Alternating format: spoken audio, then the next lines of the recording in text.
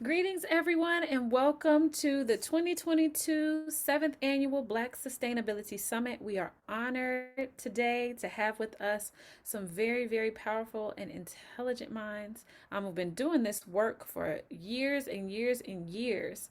It's my honor and pleasure to introduce you all to T'arie and Frank, who will be joining us today as we have a discussion on Black Century Landowners Recognition Program. Um, T'arie is joining us. She is a farm expert with Winston County Self Help Cooperative, and she provides technical assistance to farmers, ranchers, and landowners to help them develop plans on how to enhance their current operations to ensure one can keep their legacy, which we all know is very crucial. Today's session, you all will walk away learning more about the Black Century Landowners Recognition Program, how to apply to be part of the program, and then I also believe there's an addition, right? There's a delinquent tax workshop as well. So you all are in for a treat. We're honored, and I want to make sure that I give a slight disclaimer to trust and verify all sources of information that are shared with you. Some of our other attendees may share some information, and so we know that our presenters are doing solid work. We just want to make sure that you all trust and verify the information. This session is being recorded for quality assurance purposes, and we'll be making the recording available at the end of the summit. Please make sure your microphone is muted until you have a question or are asked to unmute. If you do not do so, our beautiful and lovely tech support, Miss Kiara Sif, will make sure to mute you uh, and get you off mute. And if you have challenges with anything technical, you can message her directly. Without further ado, I'm going to turn it over to my sister T'arie Todman to lead us in this workshop. Thank you so much.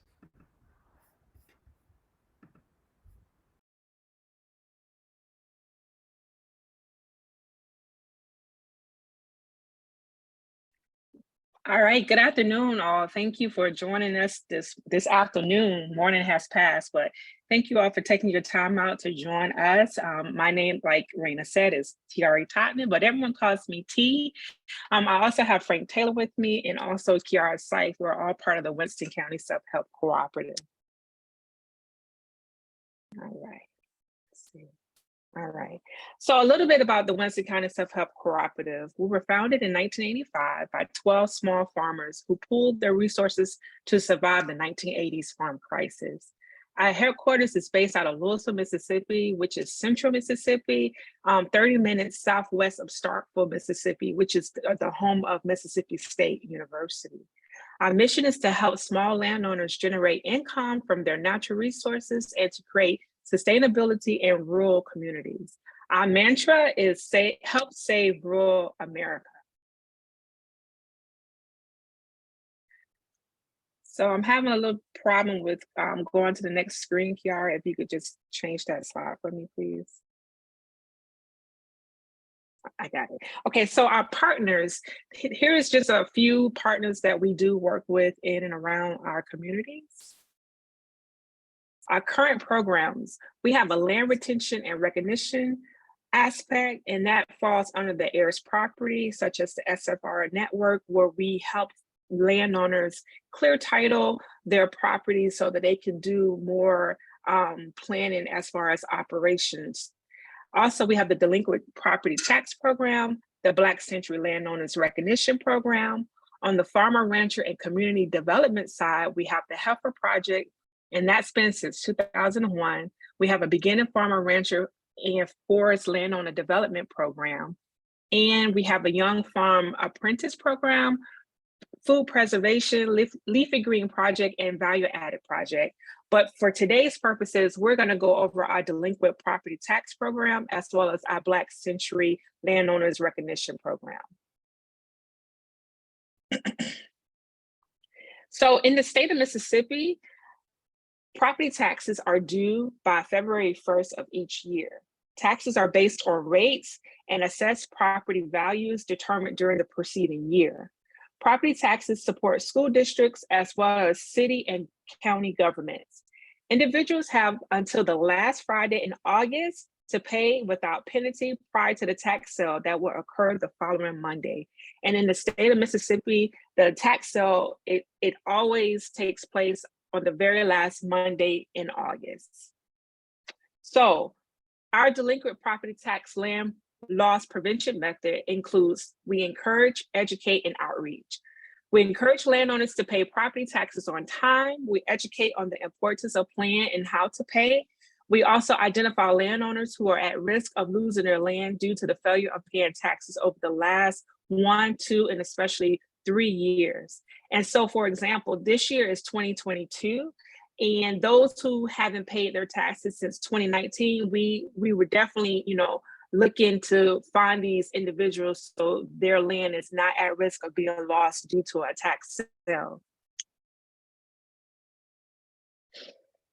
All right, so this year, Kiara, she created this magnificent flyer here, which we used for our educational purposes and marketing and advertising, trying to encourage landowners across the state of Mississippi to pay their taxes, to pay them on time, why they should be paying it on time, how they could pay it on time. And we sent this out often and regularly.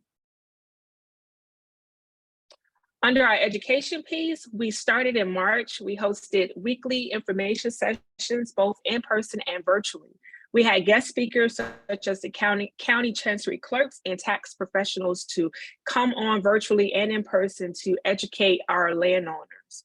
The topics that were discussed was the importance of paying taxes, how to pay property taxes, how to participate in real estate auctions for tax liens, such as govease.gov. And so in the state of Mississippi, in order for you to participate in the land sale in most counties, not all counties, but most counties, you have to become a member of GovEase.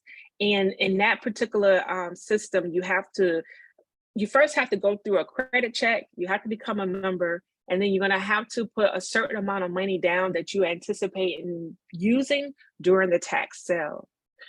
We also host tours at the Chancery Clerk's office, and this was just an opportunity for our landowners to be familiar with the Chancery Clerk's office, all the things that they do, all the information that they house, and just so that people could become more familiar with their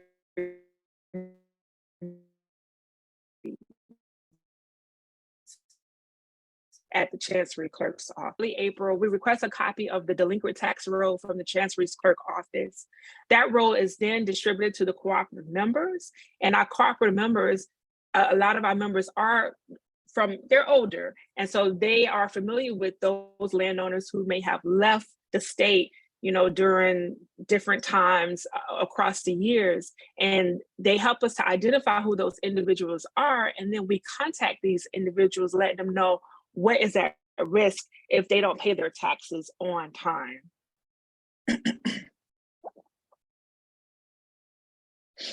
So one of our success stories that we would like to share. In 2018, through our Delinquent Tax Project, we were on the quest of locating one property owner at the age of 94 named Jethro Cole. We left messages on the contact number that was provided to us, but no answer. As a result, we had to use some other sources to try to get a hold to his next kin. And thankfully, we were able to get another number, and it was actually to the oldest daughter. And we called her several times. And Mr. Taylor is on the phone. He could be able to share this interaction even better because he was the one that kept calling the oldest daughter. In fact, she thought it was a bill collector that was trying to call her. But nonetheless, she finally answered the phone. And at that time, he was able to share with her that there is some property is in Jethro Cole's name, and it is at risk to be lost due to a tax sale. And furthermore, we explain how you need to get on the phone and do this sooner or later. And at that point, she nor her sisters, neither one of them knew that they had land in the state of Mississippi because the dad was paying the taxes all that time. When he died, his wife took over and started paying it. But then she died, and she had died 3 years prior. And so it was, just the lack of not explaining to their daughters that here's some property, this is what you need to do. Nonetheless, in January of 2020, the family was able to come out and visit their property, and now they're making plans to put it into operation. And that is the end of the property tax program. If anyone has any questions, we could take it at this time.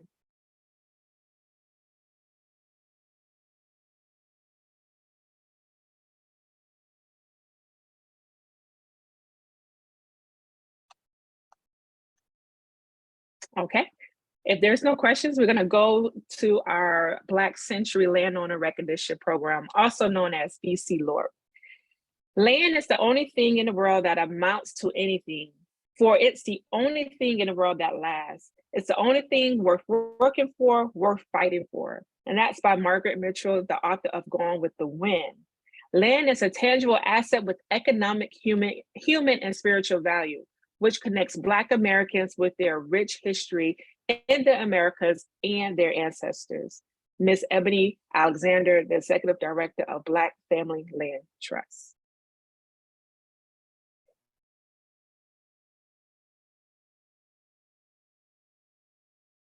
In 1865, the Emancipation Proclamation was signed by Abraham Lincoln, which abolished legalized slavery.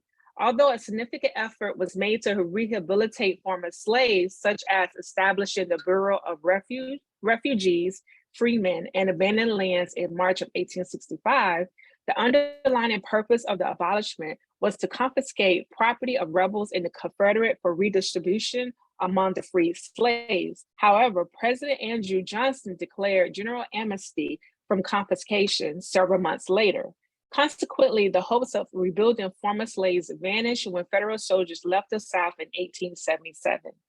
Despite the abolishment of slavery and the determination of the Reconstruction period to rehabilitate former slaves, Black codes persisted throughout the southern states and some northern states to closely regulate the lives of newly freed Black people.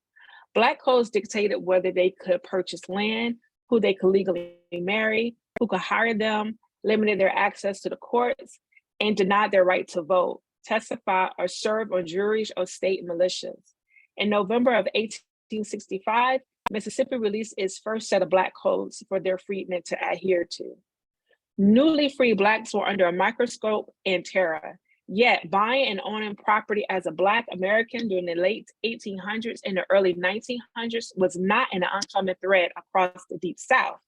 With the combined resources of few Black ministers, entrepreneurs, and educators, more than 50 Black-owned leading institutions were established by 1911 with an annual transaction worth more than $20 million. By 1910, about 16.5% of the land in the South was Black-owned. In fact, by 1928, most whites would not sell property to Blacks, even if Blacks had the cash and were willing to pay more for the land than whites. In the early 20th century, a great deal of Black land loss occurred due to the following reasons: unjust Jim Crow laws, individuals leaving the South during the Great Migration, and the federal government's contribution. Black farmers have declined by more than 97% since 1920. In 1920, out of 6 million plus farms, there were 926,000 Black operated farms of all farm operation. As of 2017, out of a total of 2.2 million farms reported, only 18,800 were reported Black operated farms.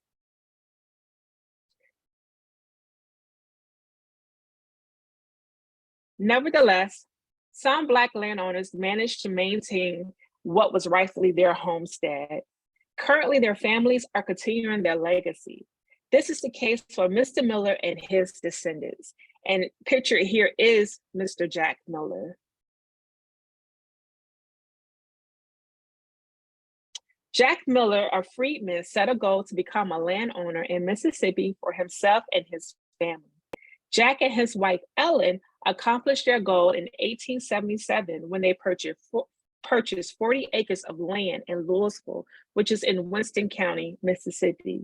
1 year later, they purchased another 40 acres, creating a legacy for themselves and their future generations. Today, the family owns the original land plus additional land, which was purchased by subsequent family members, and I being one of them. And this is just some of the descendants of Jack Miller.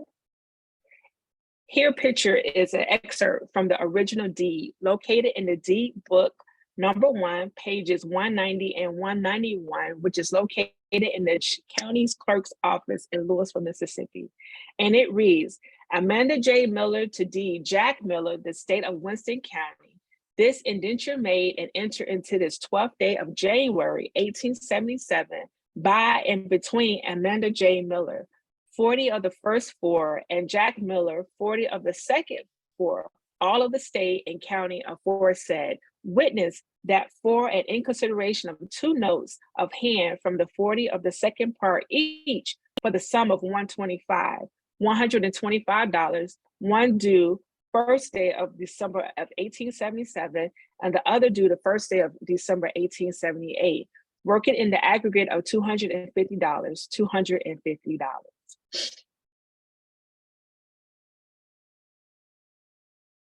Therefore, Black century landowners must be recognized and celebrated for defeating the odds. The BC Lord, so Cooperative, Winston County Self-Help Cooperative serves other landowners with similar stories that needed to be shared and celebrated. Collectively, we have searched for sites that were dedicated to honoring and recognizing century Black landowners. Unfortunately, our search led to a dead end. Motivated by an ancestral history, the staff of the Winston County Self-Help Cooperative, made up of century landowners, were driven and determined to develop a program which celebrates our ancestors' land legacy. Today, we present to you the Black Century Landowners Recognition Program, also known as BC LORP. BC LORP's overall theme is celebrating 100 years or more of Black families' land ownership today, because each time we lose Black land ownership, we lose a piece of our ancestral legacy.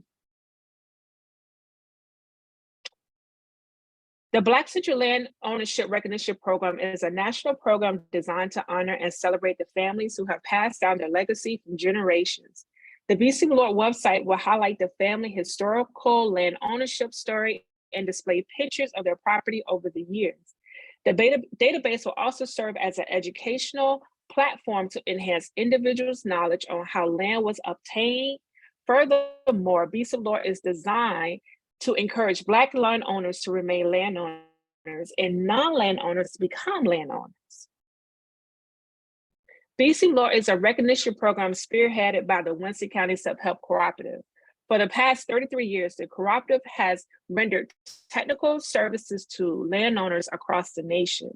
We have assisted in every aspect of land ownership, from educating landowners on how to manage their natural resources to assisting and maintaining their legacy for generations.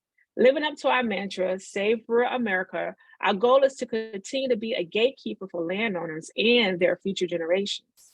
Over the years of working with our clients, we have engaged individuals who have a deep history of land ownership that dates back to 100 plus years. Indeed, the ancestral history of Black people becoming landowners consists of grueling details. And as a cooperative, we understand the adversity and the atrocities that our ancestors faced to become landowners. Furthermore, we know why so many previous Black landowners lost their possession during Jim Crow and the Great Migration to the North.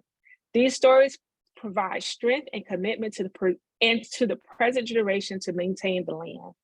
Therefore, the Winston County Self-Help Cooperative is pleased to announce our recognition program designed to celebrate century-old landowners who endured the odds and maintain ownership for 100 or more years.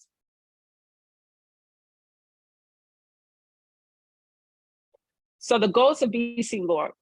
Overall, the program is designed to do the following: promote centurion landowners, build a network of landowners, enhance operations of the century landowners, incite new individuals to become landowners, share untold narratives, and serve as an educational platform of how Blacks obtain land. BC LORP offers the benefits to participate includes the landowner's story will be featured in the Winston County Self-Help Cooperative newspaper and on the Facebook page. Landowners' pictures feature in the picture gallery. We will market and advertise products produced from the landowner's land. They will be added to the Winston County Self-Help Cooperative Save Rural America registry. They will access to members only network and directory. They will also get technical assistance in maintaining families' legacy. And I don't know if you all can see the shirt that I have on right now, but this shirt says, I'm a proud Black century landowner. And on the back, it also says to start your legacy if you haven't started your legacy today. And I could turn around later if you all would like to see the back of it. The BC LORP eligibility requirements include the land must be used to produce substance to offset living expenses, provide a deed showing ownership for 100 consecutive years. We do not keep this information. This is just for the purposes of verifying land ownership. We also need to have pictures of the property and a story or a timeline of the properties used. And we also help with this process. And you will have to mail the above items to P.O. Box 131, or you can also email the application to my email address, which is todman@wcshc.com. And these are ways to contact us again through the BC LORP website, or you could go onto our regular website, which is wcshc.com. The address is here again. My email address is there. My phone number is there as well. And here are the references that were used to put this piece together. And if there are any questions, we can take that now.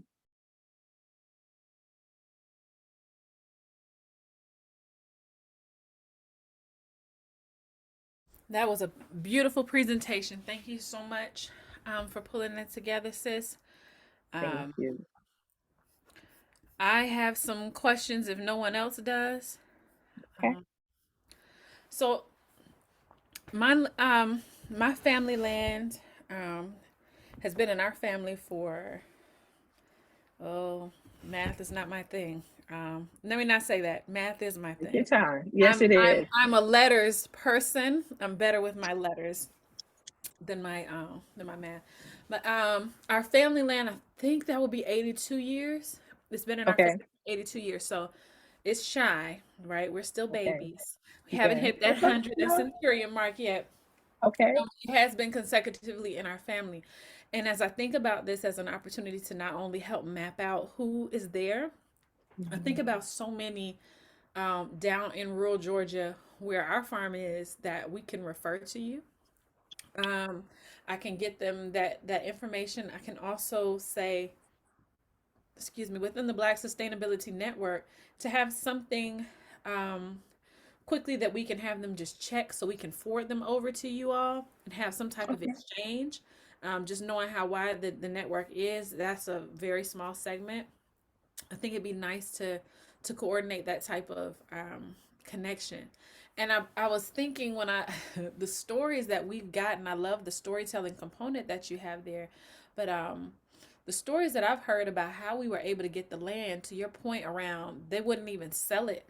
My grandfather was very creative, and since this is recorded, I'm not going to tell the story of how he got it, but he did. And I think that those stories are so powerful because they continue to inspire so many of us to keep going and feel like, well, what can I do with 1 acre or 5 acres? But you can do so much. They went straight from sharecropping the land and their family sharecropping the land to then owning it, not through hook or crook, but through creativity.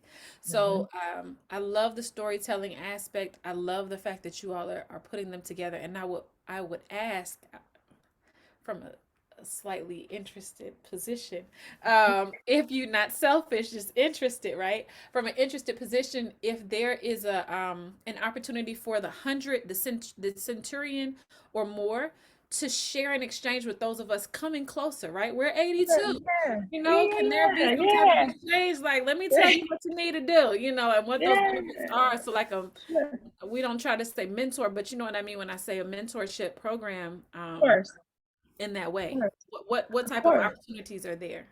Of course. I'm definitely something that, we're not, we're all about recognizing Black landowners, period. It's just that there have been nationally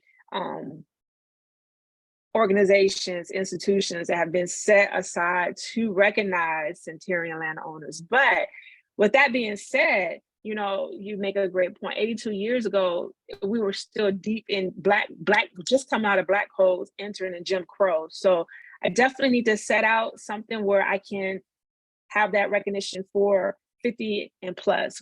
I mean, that's something that, I don't see us having a hard time doing.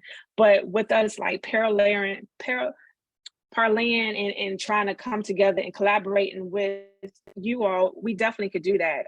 We could have that conversation and see how we can make this fit to support landowners in general. Let us sit at the feet of the Yeah, elder. Some type of like we may yes, not get into the yes. program just yet, but as we work toward it, maybe there's some best practices for those that are coming up on getting ready to be in the program, something like Well, that. we have Mr. Frank Taylor. He's on the phone. I think he might be itching to speak right now. So we're going to let him come on in and share what he thinks about that process. Okay. Now, I really appreciate that T put me on the spot, but that's something a great conversation that we should have with other landowners. Not necessarily we were stuck on the 100 because of just that number, but however, if anyone African American owning land, especially over 80 years, there's room to negotiate it and be inclusive with others. So I think we most certainly can have the discussion. And I know I'm an old guy, I'm a baby boomer. So you guys are the one who have inherited the ownership. So I think y'all need to put this in earnest. And the old guy, we will endorse it. All right. Right, exactly. So yes, with that being said, Raina, we definitely could come up with something that will um, um, allow us to honor additional landowners, not just the centurion landowners. And this is where we started from, and we are hoping to grow. And I appreciate you bringing that idea to the front so that we can put that in and mold it. And Kiara and I, we'll have some conversations on that, and we'll just come together as a round table and see. I would love if there's any other questions on that should be asked. Please, we're here. Ask.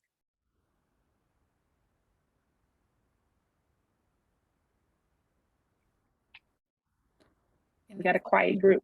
Yeah, we have a quiet group. I'm thinking too, because I know I can go. I'm thinking too about the storytelling side and how that's captured and where that lives. One of the things we did down home was we put up like this solar box where we got the story from my father around how they were able to procure the land, and it lives there. So anybody that drives by that sees the church that they built after it got burned down a few times, they can press and hear Wow. the voices, they can hear the service that was held inside because now it's falling down and we don't have the resources. So how do we preserve those legacies? And I say again, I know we're going to have that discussion, and as people are making their transitions, capturing the stories now from those that could become, the 100 year as they are 100 year. Like, let's capture it now in 80, put you in a bank, and once y'all hit the Right. 100 year mark, we follow back up. But we have those stories so that if you've lost family members, we still hear it in their voices.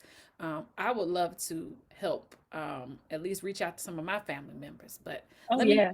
get off my box and No, open. no, no. I mean, I'm glad you got on your box because speaking of 100 year, my um my uncle D, our uncle D, he's actually getting ready to turn 100, February 2023. And so Mhm. when you go back and you talk about that oral history and how rich and how important it is, I mean, with that segment just needs to be talked about by itself, right? Before, we lose these individuals, these legacy individuals, we lose them and then we can't get that information back. So I think there's a great room for us to really grow this and add more details to it so it could just really be rich for that next generation to hear, because it's with our youth today, they don't even understand where their food comes from, right? Like, they're like, it's just you go to the store and that's how you get your food. No, there's more to it. And so the same thing with the land ownership. Like,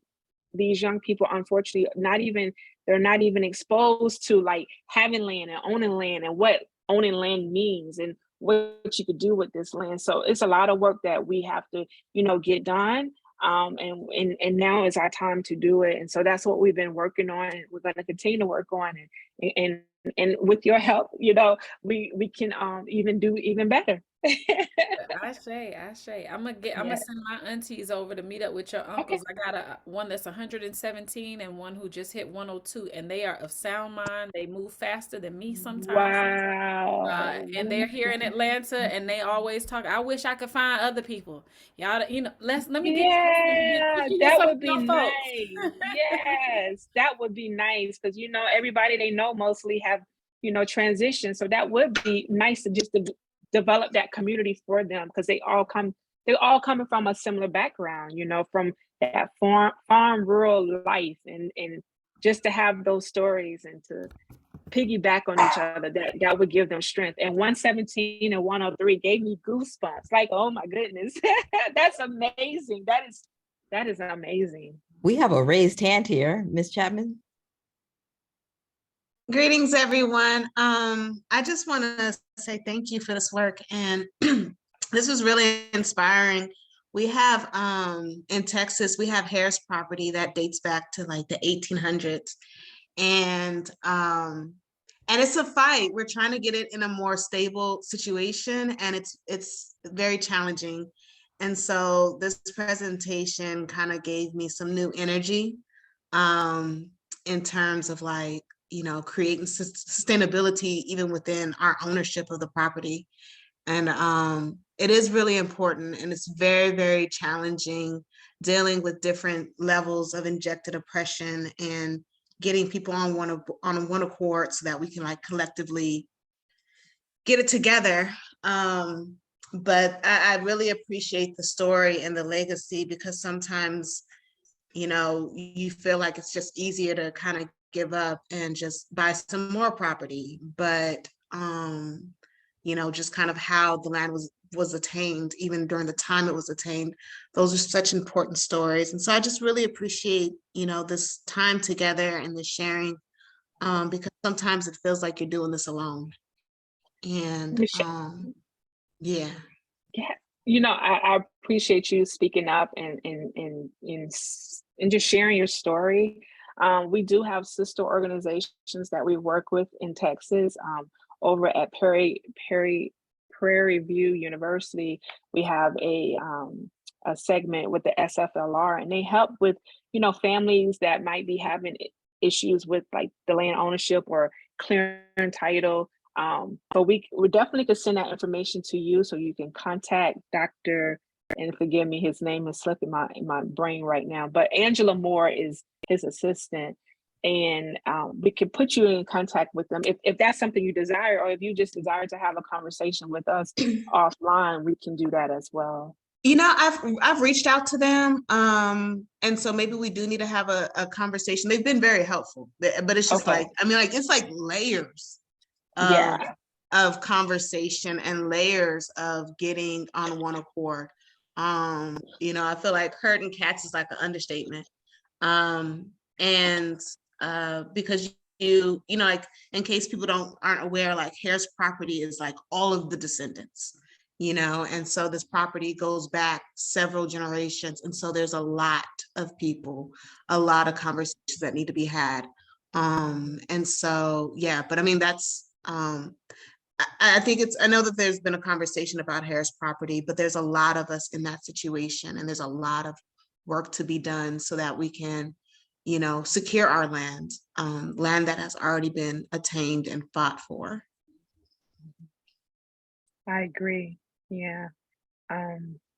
Well, I could definitely, you have my information there, but I can drop it in the chat box if that makes it easier. Kiara, if you don't mind dropping it in the chat box for Yes, thank Ms. you. Chapman. No problem. And then, we could just, have a one-on-one conversation. And even if it's just, like you said, to be recharged, to be re-energized, to want and to maintain this legacy. Like if you think about the 1800s and the state of Black people, I mean, look at us right now. So, it was just horrific during that time, but they were able to see it through, and you guys still have it. It just needs to be cleared up so that you guys can maintain it and put it into use for the future generations. And also, we wanted to do a segment on heirs property and getting those, like Ms. Raina was saying, getting those stories out, So we would even love to contact you to talk about those layers of conversation, because other people can relate and they need to hear these stories and the way forward. Yeah, agree. Any other questions in the room? I know the presentation today was centered around this program. Y'all don't know the sister here. Her father, just gems and jewels. Just ask away if it's ag related. I know they can point you in one direction. Tanora? Can you all hear Yes. me? Okay. I'm curious about how to go about developing not just a succession plan for future generations. I'm a first generation land steward, and I have 3 children. They are not going to farm, but they will do something somewhere. And so I want to make sure that they have in mind using the land for whatever it is they need to do in a place. So that they're not somewhere paying rent, so that they're not, pouring their resources somewhere outside of what has already been provided for them. So do you guys have any suggestions for how to encourage the youth to use the land in the ways that they see fit? We have another presentation that is labeled new landowners, and in that presentation, what we try to do is encourage new landowners and trying to expose them to what you can do with this property. Now, may I ask, where is your property located? I'm in West Alabama. West Alabama. Okay, so is it trees? What's the terrain on your property? It is a beautiful forest. We've got a cleared land site in the front. I've been really intentional about creating cottage industries. It's just 5 acres. And so in the front we have a garden, high tunnel, orchard, and on the back end of the land we have a campground. Okay, and so did you say that they're not going to stay, or they're going to stay on the property? Oh, they're not going to stay. They're not going to stay. So the main thing what we try to do is just raise the different type of operations you could do with land, and how land can be a financial benefit to you, right? So so say if you had a little bit more acreage with timber on it, we discuss about the ability to harvest your timber. We talk about silvopasture, then that's doing like raising mushrooms in your forest. We also encourage and speak on how land itself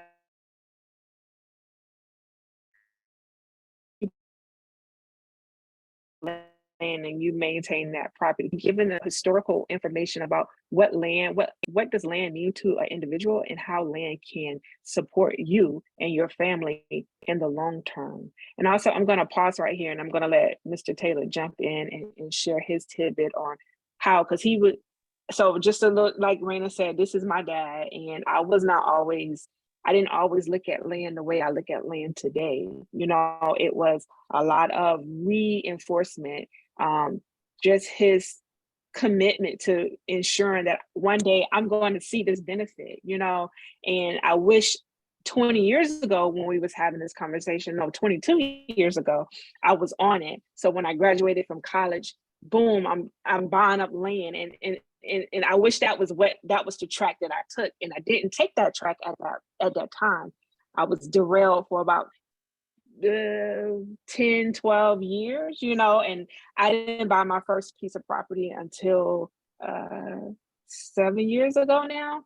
And so, it's really just having these fruitful conversations with your children and just expressing to them the benefits of land ownership and what land ownership can do for you and how it will look 10 years down the line. That same piece of property that I initially purchased, it was 41 acres and it was all forest. And 3-4 years later, we were able to harvest that timber, and we did really, really well on that timber sale. And it's just like, for us, it's like, wow, if we had bought more parcel of land, in the early 2000s, and when the cost of wood, when it went up, when the timber went up just a year ago, we could have had maybe 10 parcels, and we could have sold, different parcels at that time, and made that much more money. So it's having those important, fruitful conversations with your children,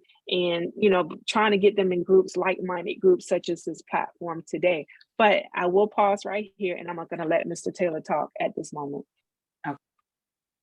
Well, you didn't tell them exactly 22 years ago when we were having that conversation.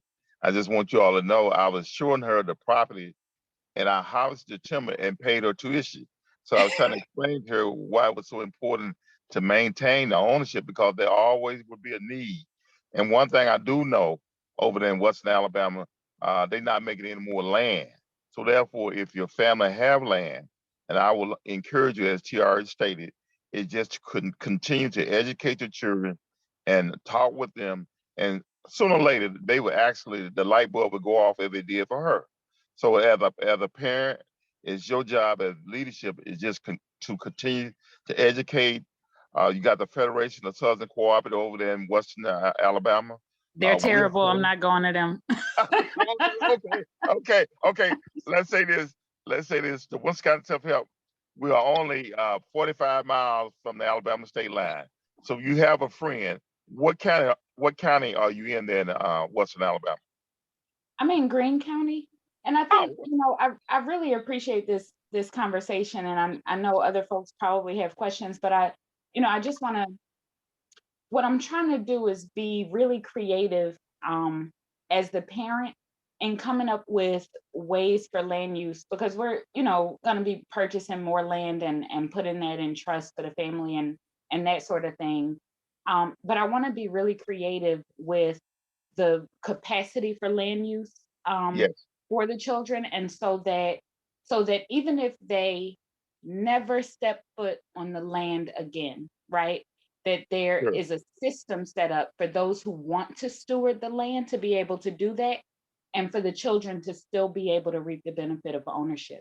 And, so I'm just going to throw that in the mix. Okay. Do you have a conservation plan on your property? I'm starting a conservation plan. I've been here 5 years, and I've been going very slow, just kind of keeping most of the space wild. And so I'm slowly developing a conservation plan. Slowly. Have you solicited the service of USDA? I did, and through that process, I decided that I want to have absolutely nothing to do with the USDA at all for any reason. Okay. And So I know I'm gonna sound, I understand that I tend to sound a little combative, okay, but I'm truly not. I truly want the best interest for my family and the best interest for the earth, without engaging the folks who I know mean us harm and have always meant us harm and are always seeking new ways to mean us harm. And so I want to be creative in the ways that we develop these plans, so that we don't at all at any point become dependent on these folks who we know are just going to devise new ways to destroy it. Well, I mean, I agree, but however, there is a medium for you as an individual. I am T and I, and talked about it earlier in the slide there. The farm that we have, my great grandfather purchased that land in 1877. So it's been in our family 145 years. So when I return, it will be in my family 145 years later. But however, we use the services of USDA, and you are billing it, putting it in a trust. So therefore, I don't see, from my standpoint, I will use those services because you are a taxpayer, but you use the service at your discretion. And there's monies in the certain programs can help you implement some of your conservation practice. But however, I would just like to invite you over to Mississippi, and we have a one-on-one conversation, and I will show you something that we have done on our farm, but we still protect that farm. We own that farm 100% without any interference from USDA. That's fantastic. And I'm gonna absolutely take you up on that. Okay, because we Okay, are too all right. close for me not to. And Yeah. Yes. yes, absolutely.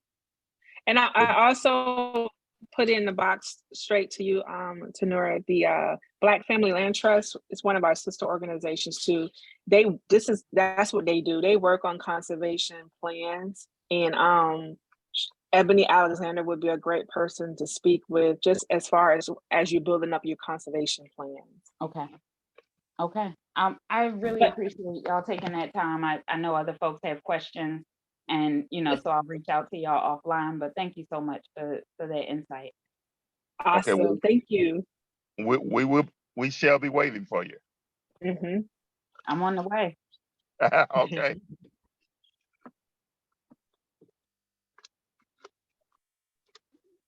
Okay, are there any other questions before we close out today? Any questions? Maybe you aren't as bold as our sister T'arie. This sister has been bringing the heat at this summit, and I'm very grateful for her. Really forging that way. Anyone else? Hey, Brandon, you had some. I know there are some people who came on a little late. I don't know how you want to do it. If they be able to go back in and listen to the recording part, but I just wanted to raise the fact that there were a few that had to come in a little later. Yes, this is being recorded. As soon as I stop, it gets a chance to render, and we'll be able to share it out. So the sooner I can, the sooner I will. But I wanted to hold a space in the event that anyone else had questions. I know there's another session coming up at 2 o'clock. This is also very, very important. So as we talk about the land, I want to give space for you all to join. I'm going to ask any last questions. Otherwise, we have your contact information. Um, if you don't mind dropping in the chat just once more, because I see some other people just coming through. If you can drop your Sure. contact information in there, that would be great. I'm going to do my final slides here and seal up. Are there any last words that you want to leave people with? Yeah, Call to I action? I actually do. I just want everyone to know, as my dad just invited T'arie over to Mississippi, everyone here is welcome to come over to the SIP. This is where the greatest people come from. The greatest singers, the greatest entertainers, and the greatest outreach workers. No, but anyways, we would love for you all to come on through, come visit our farm demonstration site. We have one right there, right down the street from our family's land. And that demonstration site is there to, teach individuals how to grow, how to harvest, how to produce, how to post harvest. We also have we do the value added, and we show it on Zoom. So we've been doing a lot of Zoom presentations on how to, like on this Tuesday coming up, we're going to be doing muscadine jelly. So we do a lot of we do a lot of different presentations. We did the pokeweed demonstration in June, I believe, and just showing individuals poke salad. Yes, poke salad demonstration in June. And the gentleman who does it for us, he said he's going to have a coon. I know a lot of us may not eat meat here, but it's just we trying to show individuals how our ancestors, how they survived, and what they had to do to survive, and they use all the means around them. So anyways, we're excited to be here today. We're excited that we were able to share what we do, how we do it, where we do it. And again, we welcome you all to come on over to the SIP when we have an event. We're going to have something in January. We're going to have our Save Rural America conferences. And at the end of that, we're going to have something really big and spectacular. And I'm not going to say what it is just yet, but I'm really excited about it. And so again, like I said, you all are welcome. I dropped that information in the chat, and we look forward to seeing everyone be a part of our celebration. I just have to jump in and say, I've been listening, and I am very, very, very, very, very excited about to meet Black farm owners. I've been trying to push agriculture in Caribbean region, and so I'm gonna have to make my way for the to your farm. I will be calling you. When you invite me, my friend from Kenya said, I didn't believe you'd come. I'm like, you find my bed, girl, I'm coming. And I went.